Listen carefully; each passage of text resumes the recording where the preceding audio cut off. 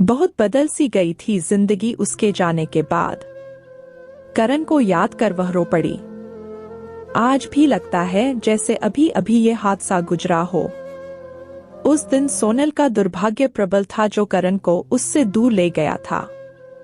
करण बहुत तेज मोटरसाइकिल चलाया करता था, लेकिन अब जब से सोनल गर्भवती हुई थी तब से करण उसका बहुत ध्यान रखता था और कोशिश करता था कि धीरे धीरे चलाए।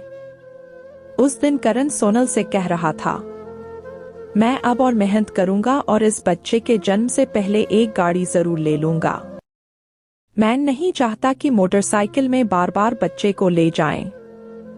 पर विधि को कुछ और ही मंजूर था। करण बड़ी मस्ती में सोनल से बात करते हुए मोटरसाइकिल चला रहा था कि सामने से आते हुए ट्रक को नहीं देख सका और उसकी मोटरसाइकिल ट्रक की चपेट में आ गई। उधर सोनल छिटक कर दूर गिरी और किस्मत ऐसी थी कि उसके गर्भस्थ शिशु को कोई नुकसान नहीं पहुंचा। वह काल तो सिर्फ करण को ग्रसने आया था। कुछ ही पलों में सोनल की दुनिया उजड़ गई थी। हंसता खेलता करण इस दुनिया से अलविदा हो चुका था और सोनल अपने गर्भस्थ शिशु के साथ नितांत अकेली हो गई थी। दुर्घटना स्थल पर लोग जमा हुए। करण की सांस तभी भी चल रही थी और वह सोनल का हाथ जोर से पकड़े हुए था। एम्बुलेंस से अस्पताल जाते जाते करण ने जोर से सोनल का हाथ पकड़ा हुआ था और दर्द से बिलबिला रहा था। तभी करण की पकड़ ढीली हुई और उसका हाथ छूटकर झूल गया। करण की सांस ने उसका और करण ने सोनल का साथ छोड़ दिया था और उसी एक समय में सोनल के सिर से भी एक सहारा चला गया। करण के जाने के बाद ससुराल वालों की निगाहें तो बदल ही गई थी। घर आने पर उसे तानों उलाहनों के साथ अपशकुनी भी सुनने के लिए मिला। सबको उम्मीद थी कि करण के रूप में सोनल के पेट में जो शिशु पल रहा है वह जब जन्म लेगा तब उनकी जिंदगी के कुछ दुखों को कम करेगा। पर किस्मत ने यहाँ भी सोनल के साथ ऐसा खेल खेला कि उसे ससुराल से भी बेदखल कर दिया। सोनल को बेटी हुई और घरवालों का रुख उसके प्रति बहुत ही खराब हो गया। लगभग 1 साल उनके साथ रहने के बाद और कष्ट न सह पाने की स्थिति में सोनल ने मायके का रुख किया था। भैया और भाभी उसके साथ लाए हुए सामान को देखकर समझ गए कि यह बहुत दिनों के लिए आई है, तो पहले ही दिन से उन लोगों ने बहुत ही बेरुखी दिखाई। पर कम से कम यहाँ मन्नत के साथ उसके माता पिता अच्छा व्यवहार करते थे। सोनल को इसी बात का संतोष था। यहाँ मन्नत को दूध भी पूरा मिलता था, जबकि सोनल का दूध नहीं उतरने पर ससुराल में मन्नत को भी बहुत कोस कोस कर दूध दिया जाता था। क्योंकि पहले ही उसकी जेठानी की 2 बेटियां थी, तो इस तीसरी बेटी के लिए किसी के मन में ना तो प्रेम था और चूंकि करण भी नहीं रहा था तो सबको माँ बेटी दोनों ही बोझ लगते थे और मनहूस भी। अब मायके आए हुए सोनल को 2 महीने होने को आए थे।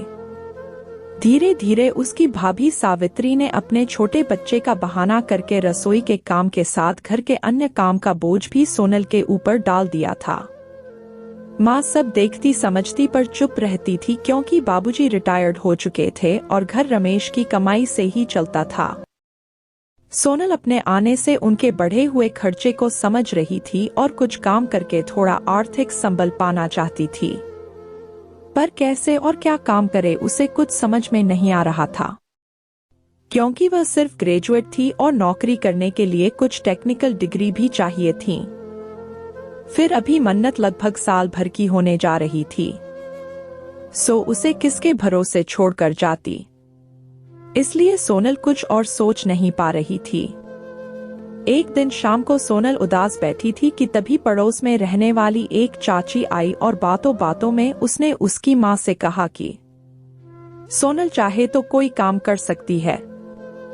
उसकी माँ ने कहा, यह तो सिर्फ ग्रेजुएट है, इसे भला क्या काम मिलेगा। सुनीता चाची ने कहा कि उनकी बहू पहले नौकरी करती थी, अब उसकी नौकरी कोरोना की वजह से चली गई है, तो उसने घर में ही टिफिन सर्विस शुरू किया है और उसके लिए उसको किसी सहायिका की जरूरत है। अगर सोनल चाहे तो उनका हाथ बंटा सकती है। इससे उसका समय भी अच्छा बीत जाएगा और पैसे भी मिल जाया करेंगे, जो कि उसके और मन्नत के परवरिश में काम आएंगे। बात सबकी समझ में आ गई और सोनल ने सुनीता चाची की बहू मीना के साथ टिफिन सर्विस में उनके साथ काम शुरू कर दिया। वह अपने साथ मन्नत को भी ले जाती, वहां मीना भाभी के बच्चों के साथ मन्नत भी खेलती रहती। अब धीरे धीरे जब घर में पैसे आने लगे तो उसे ऊपर का एक कमरा दे दिया गया। वह और मन्नत अब पहले से बेहतर जिंदगी जी रहे थे। भाभी और भैया की नजरें भी थोड़ी बदल गई थी। अम्मा बाबूजी भी अब उसको लेकर कोई शर्मिंदगी महसूस नहीं करते थे। इधर खाना बनाने में मीना भाभी की सहायता करने के साथ कुछ लोगों को टिफिन पहुंचाने का काम भी कभी कभी सोनल को करना पड़ता था। वैसे तो मीना ने एक सहायिका पुष्पा को भी रखा था जो कि ऊपर का काम करती थी, जैसे सामान लाना, मसाला लाना और टिफिन पहुंचाना। पर कभी कभी उसका काम ज्यादा हो जाता या फिर वह नहीं आ पाती तो टिफिन पहुंचाने का काम सोनल को करना पड़ता था। घर से बाहर जाकर काम करना पड़ा। तब सोनल को कुछ अच्छे कपड़ों की जरूरत महसूस हुई तो उसने अपने लिए कुछ अच्छे कपड़े खरीदे और लगे हाथों अपने बाल भी कटवा लिए। उसका रूप भी बदल गया था और काम करने से उसमें एक आत्मविश्वास भी आ गया था। अब सोनल ने एक नई जिंदगी शुरू कर दी थी।